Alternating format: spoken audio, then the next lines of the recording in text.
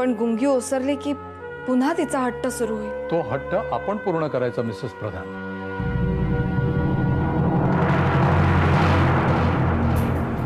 म्हणजे डॉक्टर, म्हणजे असं की काही काळासाठी त्यांच्या हातात खरं बाळ आणून द्यायचं आपण।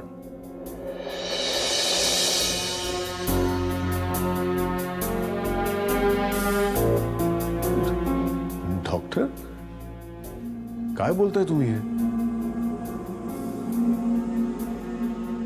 अहो, खरं बाळ म्हणजे एखादं खेळणं आहे का की दुकानात गेलं आणि विकत आणून दिलं? कुठनं आणणार असं खरं बाळ? पण ते आणावंच लागेल। तुमचे नातेवाईक आहेत, मित्र आहेत, डू कन्सल्ट देम।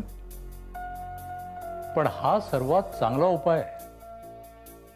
मिसेस प्रधानांना निराशेच्या खाईतून बाहेर काढण्यासाठी हा सगळ्यात चांगला उपाय आहे आणि हे आपल्याला करायलाच पाहिजे। सर्वात प्रथम त्यांना नॉर्मल करणं अत्यंत गरजेचं आहे। त्यानंतर सत्य परिस्थितीचा स्वीकार करण्यासाठी आपण त्यांच्या मनाची तयारी करू शकतो। खऱ्या खुऱ्या बाळाचा स्पर्श हा त्यांच्यासाठी संजीवनीच ठरू शकतो। आणखीन काय बोलू मी? येतो मी। एक मिनिट, मी सोडतो तुम्हाला प्लीज। मी तर आता काही लगेच सुटणार नाही। मी अमुककडे जाऊन येतो।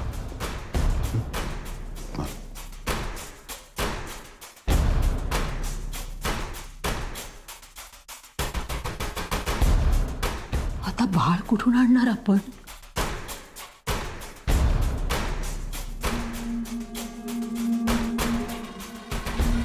या बस।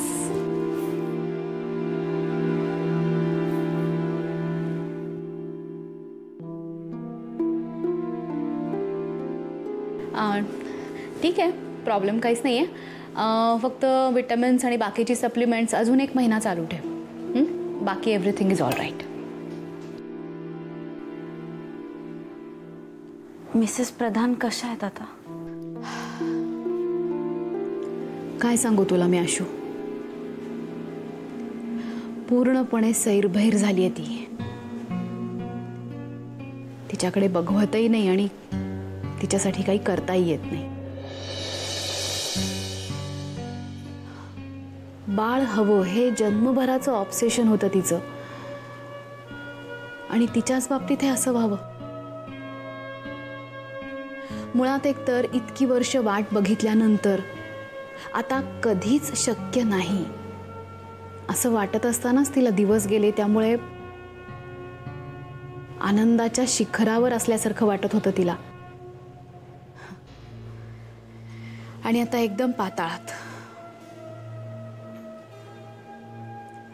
आणि तिच्या मनाला हे अजिबात झेपलेलं नाहीये।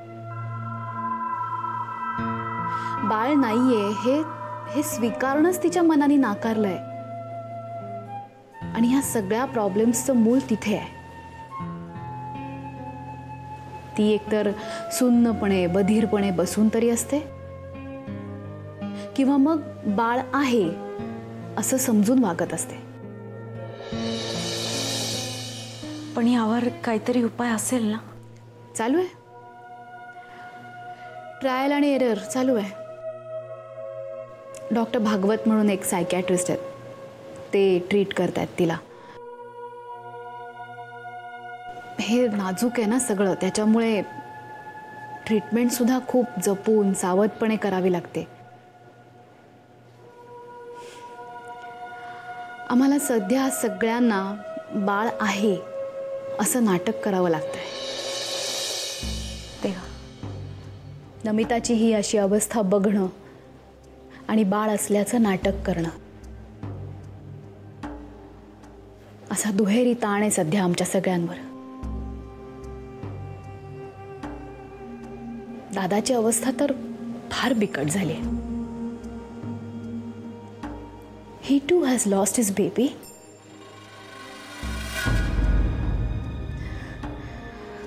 पण त्याला दुःख सुद्धा करता येत नाहीये।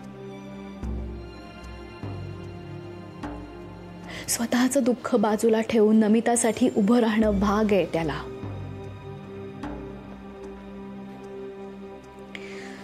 पण खचत चाललाय तो आतून. एक डॉक्टर म्हणून, त्याची बहीण म्हणून त्याला धीर द्यायचा खूप प्रयत्न करते मी, पण मलाही ते कळत असतं की ते सगळं खूप वरवरच आहे. दुसरं काही करता येण्यासारखं नाही आहे का?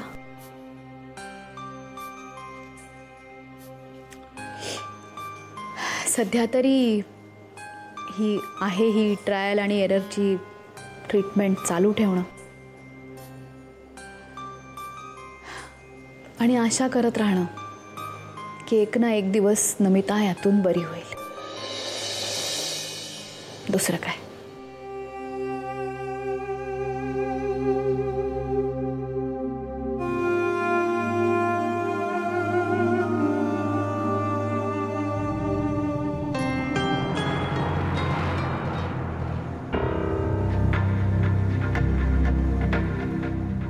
रिलॅक्स.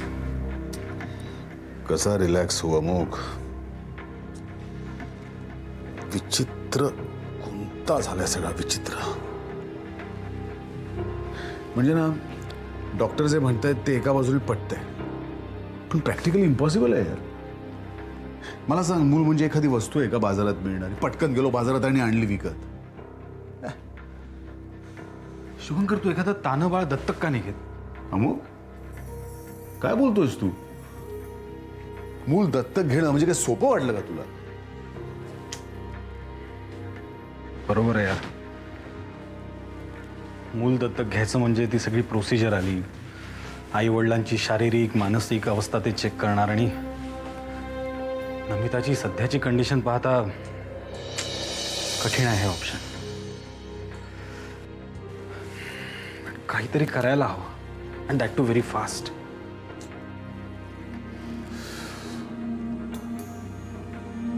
शुभंकर, तू एखादं मूल भाड्याने का नाही घेत?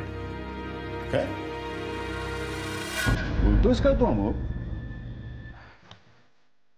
सॉरी यार, मला पटकन शब्द नाही सुचला. भाड्याने म्हणजे आर्टिस्ट सारखं, म्हणजे पैसे वगैरे देऊन. शूटिंग मध्ये नाही का चाइल्ड आर्टिस्ट घेतात तसं?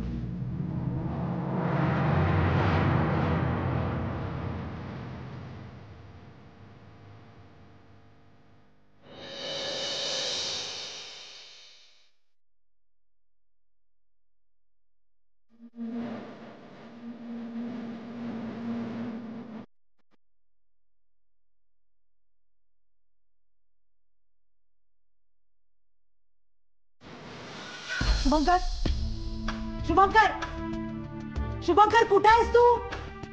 शुभंकर. नमिता. अगं नमिता, नमिता काय झालं? तुम्ही दोघी तर काही बोलूच नका.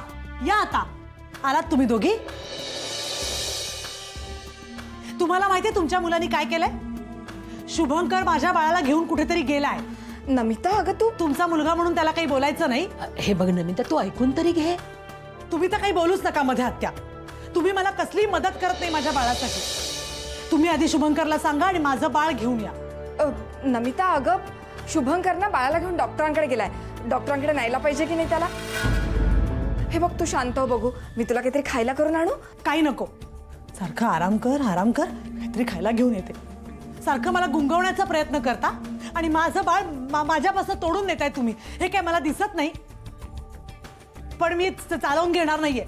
प्रत्यक्ष देव जरी खाली उतरला ना, तरी माझं बाळ माझ्यापासून कोणी लांब घेऊन जाऊ शकणार नाही. मी शोधीन माझ्या बाळाला. तुम्ही नका मला मदत करू. शुभंकर, शुभंकर, माझं बाळ कुठे आहे? हा सुलेखा. हाय. हाय. तुझ्याच केबिनकडे चाललो होतो मी ॲक्च्युली. बारशाचे पेढे. काय? हो, घरच्या घरी बारसं उरकलं. अन्वय नाव ठेवलं बाळाचं. घे ना. बस एवढंच.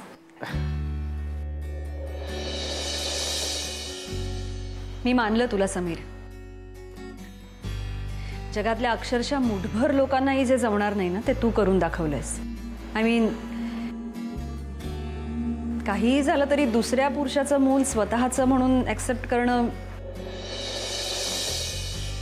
I am sorry, I am being a little blunt, पण कठीण आहे रे. तुझ्या जागी मी असते ना तर मलाही नसतं जमलं ते. माझ्यासाठी खूप सोपं नव्हतं ते सुलेखा. खूप चीड आली होती मला. मी खूप आरोप केले, भांडणं झाली, वादविवाद झाले. पण आशूचं प्रेम आणि सच्चेपणा जिंकला. शुभंकर प्रधानने ज्या पद्धतीने आशूला वाऱ्यावर सोडलं ना, सगळं खूप चीड आणण्यासारखंच होतं. त्याच्यासारखा स्वार्थी, संधी साधू आणि मतलबी माणूस मी आज तागायत नाही पाहिला. नाही नाही समीर, तो इतका वाईट नाहीये रे. I know him so well. And you know हिम?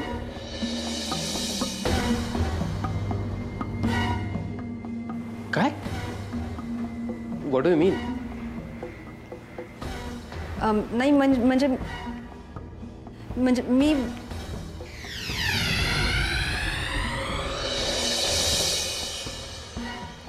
मी त्याला ओळखते. आम्ही MBA ला एकत्र होतो.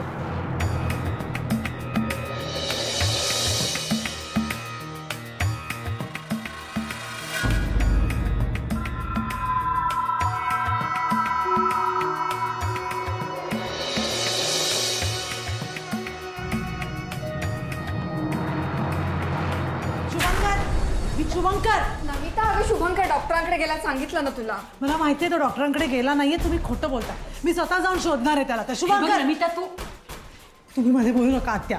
तुम्ही सगळेजण का खोटं बोलता माझ्याशी? म्हटलं होतं ना तुला येईल तो म्हणून. तो जर डॉक्टरांकडे गेला तर बाळ कुठे आहे माझं? बाळ हे बघ मला माहितीये तुम्ही सगळे माझ्यापासून लपवताय. मला चालेल तुम्ही मीराकडे घेऊन गेलात तरी. मी कुठे नाही म्हटलं, पण मला बाळ आणून द्या. मला सांगा ना तुम्ही त्याला. नमिता बाळा अगं ऐक. हो मा, तुम्ही मला काय बाळा म्हणताय? आता मी एका बाळाची आई आहे. मग तुम्ही अजून मीरा, शुभंकर असं 10 वेळा दिवसात न करता. मग मी नाही का माझ्या बाळाबद्दल असं करणार? मला माहिती आहे तुम्ही बाळ मीराकडे नेताय की नाही. मला चालेल, इट्स ओके, काही प्रॉब्लेम नाही आहे. आपण सगळे मिळून मीराकडे बाळाला घेऊन जाऊया ना. बाळ फक्त माझ्याकडे द्या, मग आपण घेऊन जाऊ. हां, तू असं बघत काय उभा राहिलायस? माझं बाळ मला हवंय. आत्या तुम्ही तरी सांगा ना याला. आत्या माझं बाळ काय करतो मला कळत नाही. पण तुम्ही मला माझं बाळ कधी आणून देत नाही. तू जा ना, माझं बाळ आणून दे मला.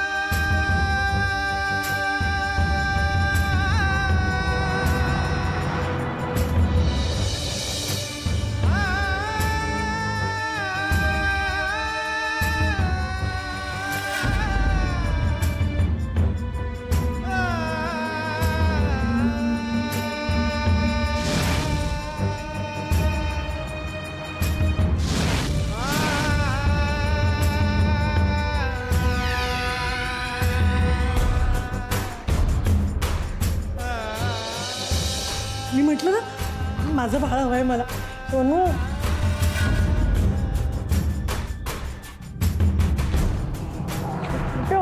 कुठे होता? कधीपासून वाट बघते तुझी.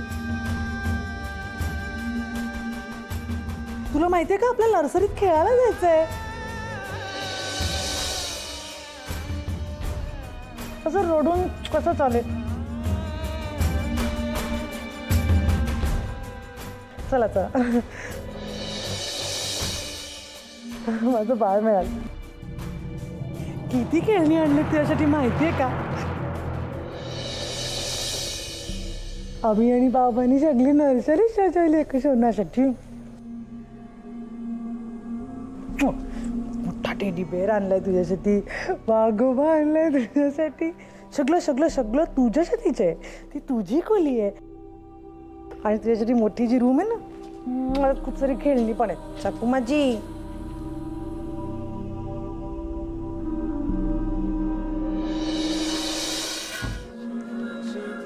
काय आहे का बाळासाठी काय काय आणलंय इकडे, पाहिलं का तू?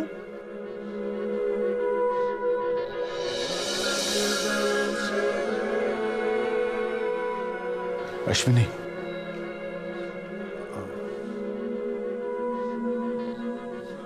काय जर नाही बघायचं? बरं आपण काय बघूया. इकडे हे बघ, कोण आहे? बुबू. आणि कोण आहे? निमो. हे बघ, निमो निमो निमो निमो निमो. आता काय आणलंय बघ अजून.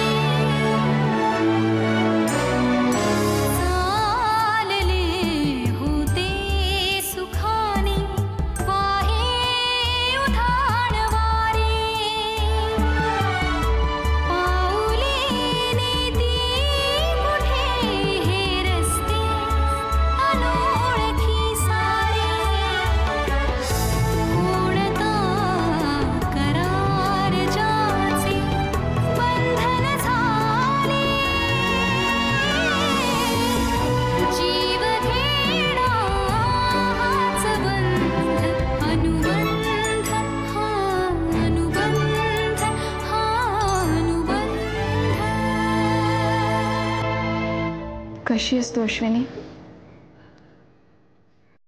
मी ठीक आहे माँ. तुम्ही कशा? जे घडतंय त्या परिस्थितीत एखादा माणूस जितकं ठीक असू शकतं तितकी आहे.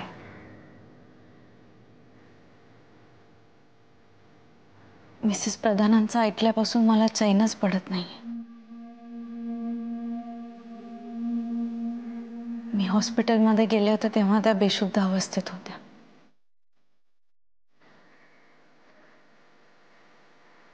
आज बाळाला घेऊन मीराताईंकडे गेले होते तेव्हा कळलं त्यांच्याबद्दल. राहवलं नाही म्हणून आले. मा खूप वाईट वाटतंय. आता वाटून उपयोग काय आहे त्याचा? वंस, प्लीज काही तमाशा नका करू. सगळं विसरून आशू इथे आली आहे ना.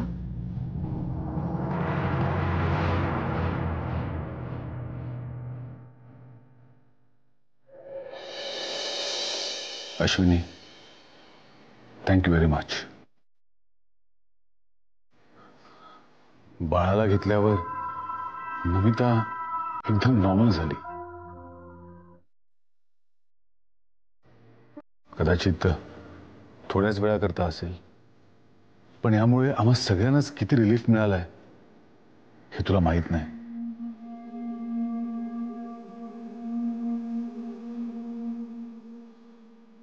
गेले काही दिवस नमिता खूप सुस्ती आहे आणि तिच्याबरोबर आम्ही सुद्धा.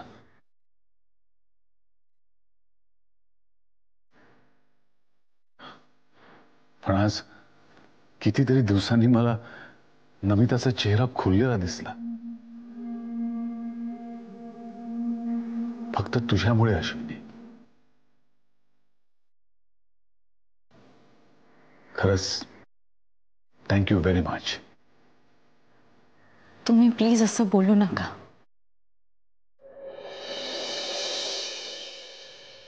मी संकटात असताना या घराने मला नेहमीच आधार दिलाय. तरी अश्विनी, घडलेल्या सगळ्या गोष्टी विसरून तू इथे आली आहेस. हा खरंच तुझ्या मनाचा मोठेपणा आहे. नाही मा, शेवटी मोठं असतं ते प्रेम, जिव्हाळा आणि नाती. माझ्या लेखी या 3 गोष्टींना खूप महत्व आहे.